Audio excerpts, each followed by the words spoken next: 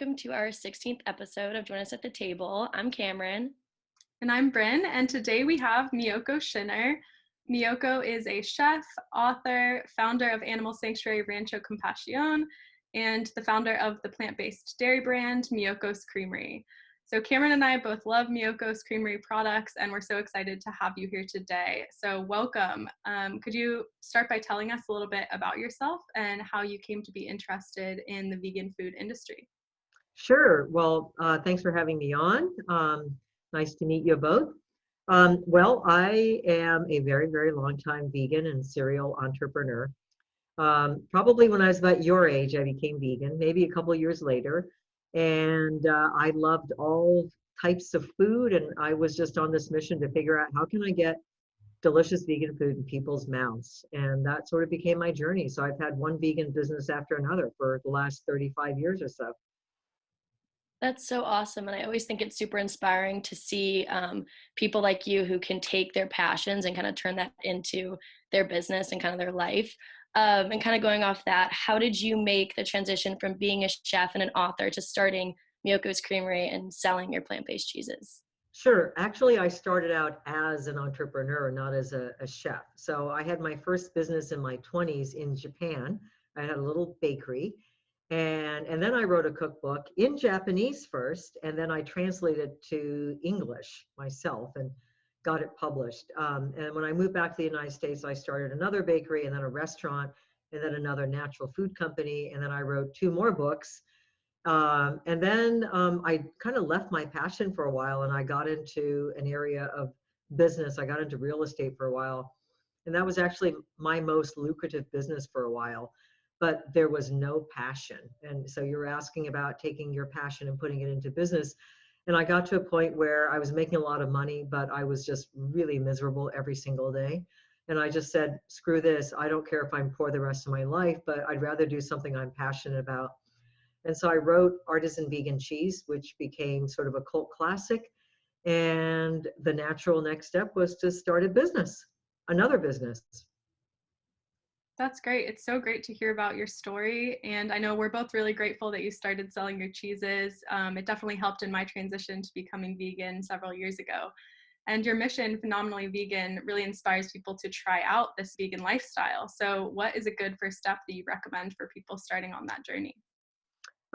Really just approach it from a taste perspective, I think. I think what people don't understand is that when you go vegan, the variety of food you eat actually expands. And most people eat the same foods day in and day out. If you want to explore the world of different flavors and cuisines, try going vegan, because all of a sudden you'll be thinking about food like 24/7, thinking about where can I go? What can I eat? How can I reinvent this? And it really kind of kickstarts this whole creativity process in your mind. And you actually start becoming a better chef and cook and foodie, actually, I think.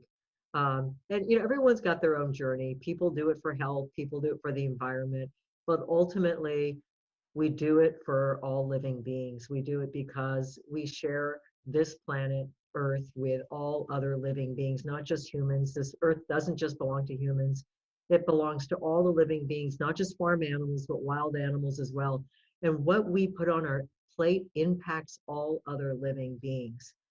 If the fact that you might eat hamburger that comes from clear cutting the Amazon actually impacted all the wildlife that was living in that Amazon, as well as indigenous populations. So we don't often think about the impact of our food choices on other living beings. But if we say we love animals, if we say we care about wildlife, we really do have to think about what we put on our plate. That's such a great kind of perspective and way of explaining that. I think a lot of times people get kind of wrapped up in it's just about one thing. And I think kind of opening it up to this whole, like, no, this is about the world. This is about so much more than just humans. I really like that you said that. Also kind of transitioning into a different question and topic, but I know kind of when you're creating a business, there's a lot of ups and downs. Were there any kind of particular unexpected obstacles that you faced in creating your company? Sure, that unexpected obstacle was me. So, I've had lots of businesses in the past, and some of them went better than others, but most of them were not wildly successful. in terms of, huge growth or monetarily. Um, and I always wondered why. And I realized what it was when I started this company, and that was me. A few years into this, maybe about 2 or 3 years into Miyoko's Creamery, I sort of hit a wall, and I realized that I had not been a very good leader in growing the company with a sense of purpose and a singular vision. And I had failed in communicating that vision to the employees. So we were at maybe 40, 50 people. And I realized that no one really knew what we stood for, why we were here, what direction we were going in. It was just becoming yet another company with services and debt and people to pay and people were putting in their day and their hours and then going home. And I got into a big argument one time with an employee. And then I realized, oh my God, this was all me. I never communicated the vision. I never really made it clear what sort of culture I wanted to develop. And I realized that, everything that had failed in my previous businesses probably had to do with my short-sightedness or my lack of vision or leadership. So I had to start learning. I had to really, really start self-reflection. I got myself a CEO coach. I started talking to, being in CEO groups, networking groups where I talked to other founders. And I've just learned a ton about companies, about starting a company. Starting a company isn't just about making a great product and, getting into a bunch of stores. It's really about cultivating the culture, the people, the environment. It's about so much more. It's about self-growth. So, I'm on my journey to becoming a better leader. That's such a great takeaway and so important because so many people are more willing to work towards a mission when it's not just about them or it's about you or it's about profit. It's about, the larger picture that people can really get behind and be engaged in. So I'm really curious, what is one of your best-selling products? I know that for me, my favorite's the Farmhouse Cheddar, but I'm really curious what's the best-selling and why do you think it's so popular with consumers? I think our best-selling product is actually our European-style cultured vegan butter. And I think it's just because people love to spread the love. So, but butter goes on everything, you can cook with it, you can bake with it, you can spread it. You can use it as a body salve. I'm just joking, but it tastes pretty good as chapstick too. That's so true, though. Butter really just kind of goes everywhere. So kind of going off, this is more of a little bit of a fun question, but did you kind of create any of your products on accident or any flavorings on accident, or was it all pretty planned out? Oh my gosh, of course things were created by accident. I think that's a story of every chef, is that you end up creating things that, you set out down one path and all of a sudden it's like, oh my God, look what just happened. So definitely, there were lots of flavor profiles in some of the earlier cheeses. Yes, absolutely. For example, we um, used to sell a product called Sharp Cheese Sauce, and we sold it online only. So it was an e-commerce item. Well, it was invented because we made the Sharp farmhouse and it didn't work. There was some problem with it.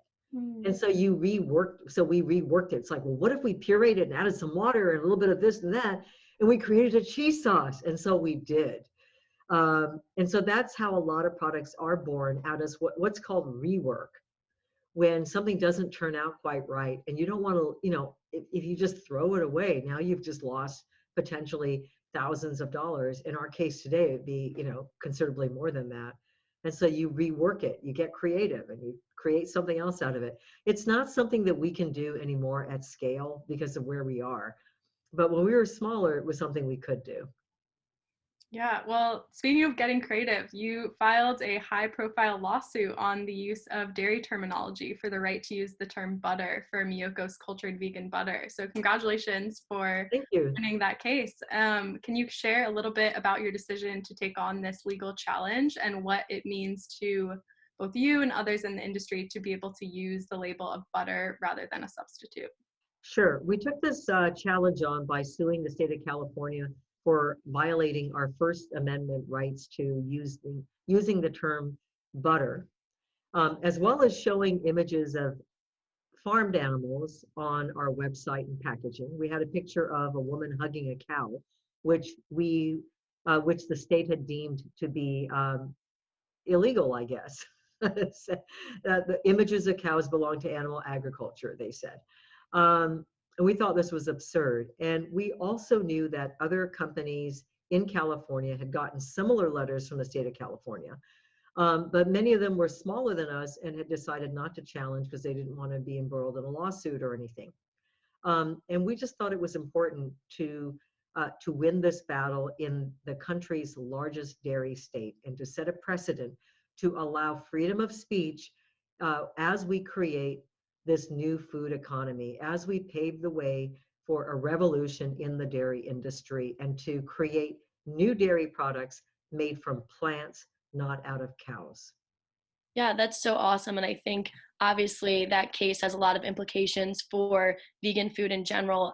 What do you think it means for vegan food innovators kind of going forward that you won this case?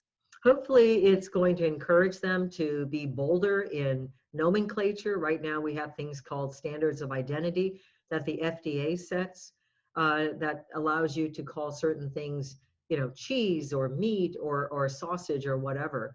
And I think we have to realize that we're at an inflection point in human history when we are reinventing how foods are made.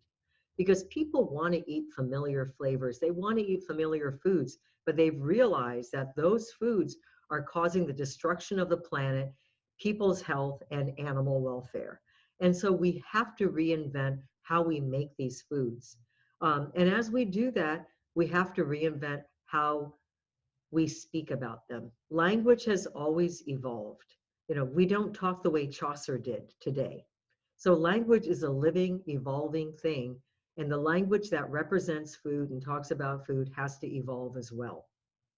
And how incredible it is that people can still have these, celebrations with families and these traditions while not sacrificing the flavor. So that's so incredible. And I love how that's evolved just in recent years. So do you have any advice for people who are interested in entering the sustainable or ethical food industry? I know that we have a lot of students at Santa Clara who are interested in kind of going into this industry and don't know where to begin. Do you have any insight for them? Well, that's a big question, but I would say, I'm going to borrow the words from Nike, just do it. It's so important. It's the economy, it's industry that's going to change the world. Consumers need choices. And we're at a point where industry must lead by example. So we have to give consumers the best choices possible. So if you have an idea, if this is an area of interest for you, by all means, do what you can to enter this profession because it's so important. It's going to take so many of us headed in the same direction to make that impact and change the world.